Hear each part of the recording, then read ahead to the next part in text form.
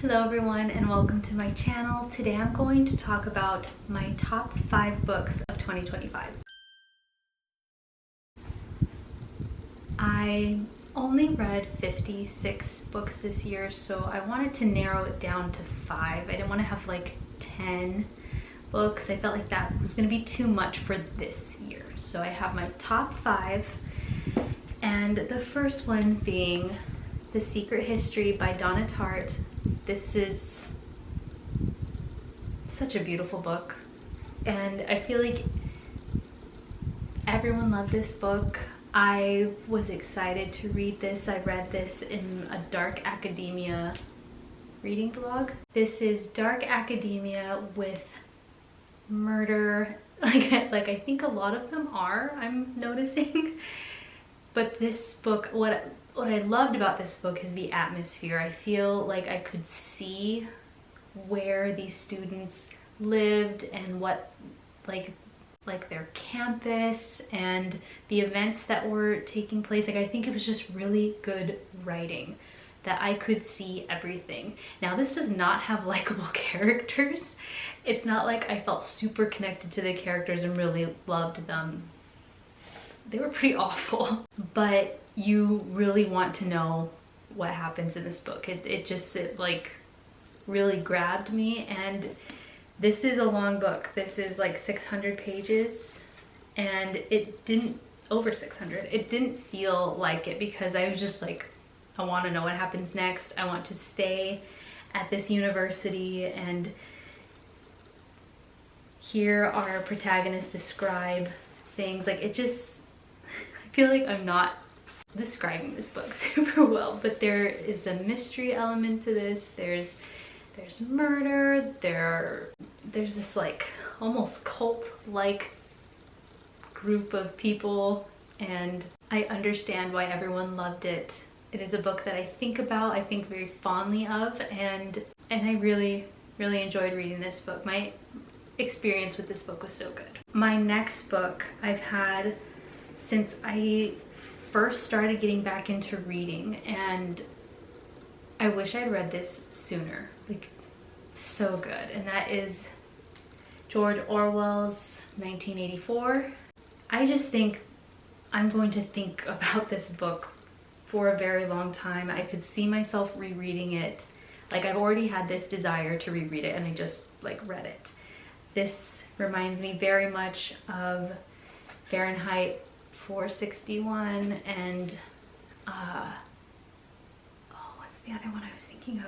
Just a really good classic that makes you think. This dystopian, the things that are happening in this book like happen in our world today, and that's so scary.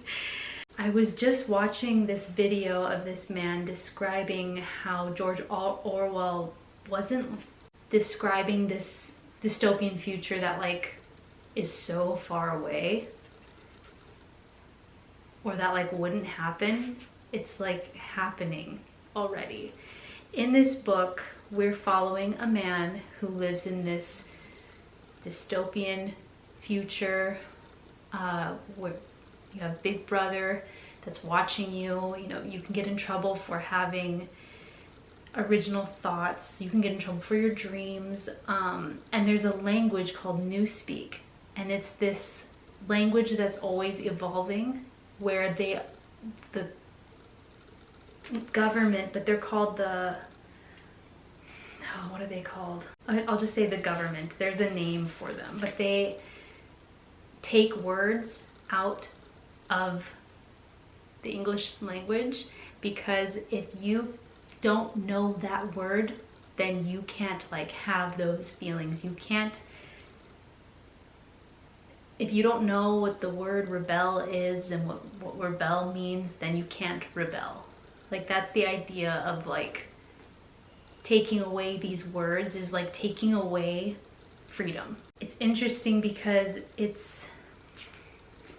I feel like this kind of shows how much can change in little tiny events, or how you know, he sees this world that he lives in, and I feel like there's a part of this book where he's kind of, I'm pretty sure, where he's kind of like, how did this exactly happen? Like, it started with this, and then it was this, and this, and this, and how it just like escalated, but when it starts small, you don't notice it, or it doesn't seem like a big deal. And you have all of these small things happen, and then all of a sudden, they're living in this world without any freedom. It's really good. I recommend it. It is dark. If you want a classic that is very thought-provoking, has a really good message, but is a dark read, which, I mean, I liked, but it was darker than I thought it was going to be, then I recommend this book. I would like this in another edition if I do a reread. Good book, and it made it to my top 5. This might be one of my favorite books, maybe top 10. I'd have to, I think everyone should read it. The next book, this might be one of my favorite horrors that I've ever read. It is The Ruins by Scott Smith. If you like horror and you've not read this book, you need to read this book. It's so good. It's so suspenseful. It's gory. There's body horror, but it like doesn't cross that line, in my opinion, to where like I don't want to read it. You want to know what is happening. It's like midnight and I'm drinking iced coffee.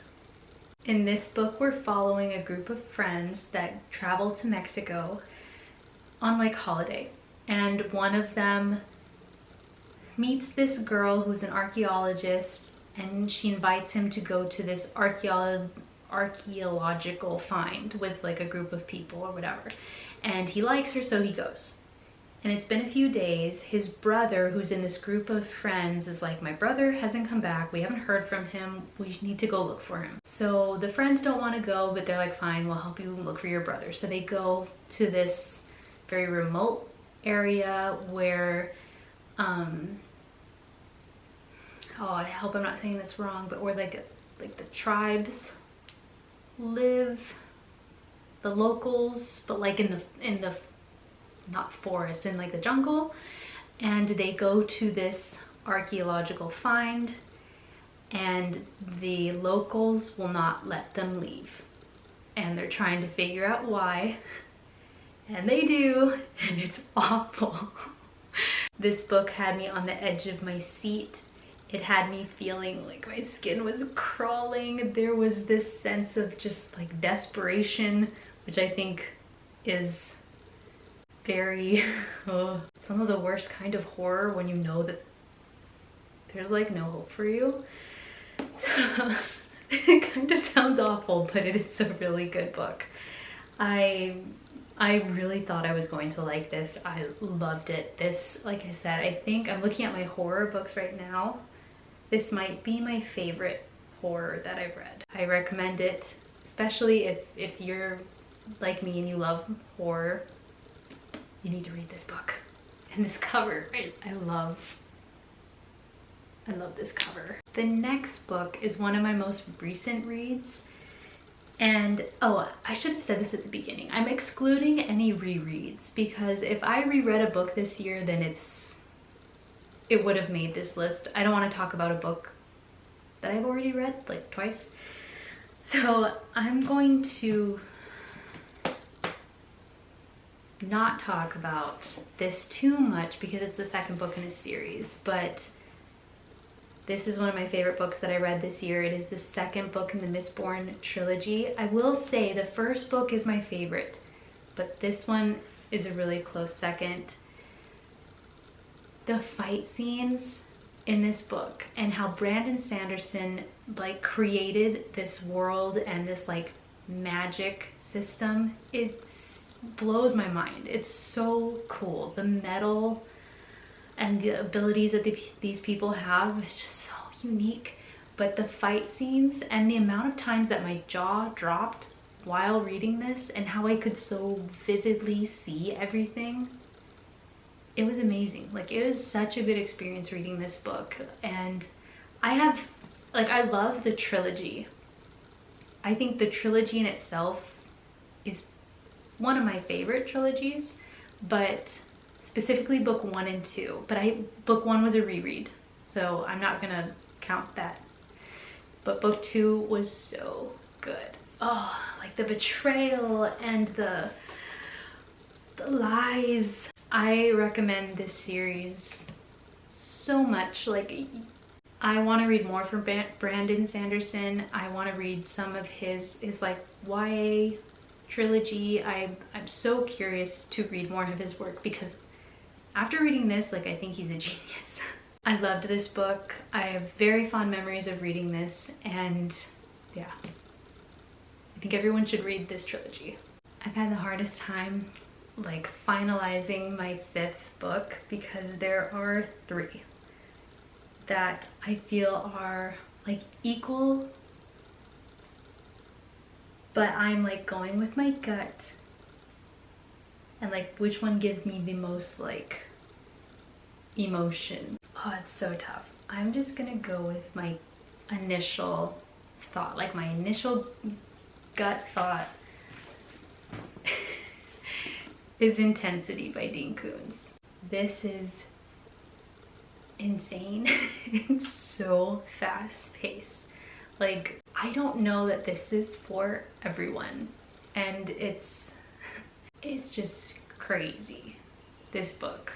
This is about a serial killer, and our protagonist, who is a psychologist. The serial killer goes to the psychologist's friend's house. She's going to her house for Thanksgiving or Christmas, some holiday. And the first night that she's there, the serial killer goes to the house. And this all takes place in like 24 hours, and she like will not let him get away with it. So we are following her and him, but being in his mind was not great.